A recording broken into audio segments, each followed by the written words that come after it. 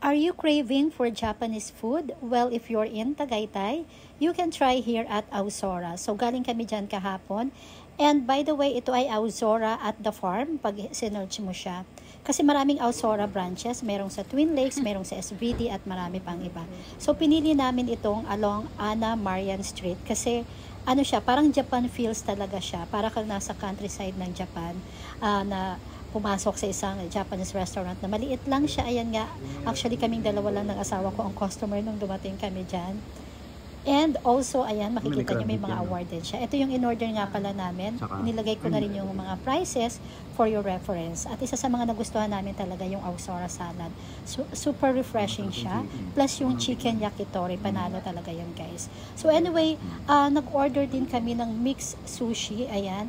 Plus yung rainbow maki. Medyo na-doble kami doon kasi yung rainbow maki parang kapares na rin ng mixed sushi. So, nasa sa inyo na rin yun, guys. Pwedeng isa lang ang piliin nyo dyan, especially if dalawa lang kayo nakakain. So, yun lang, guys.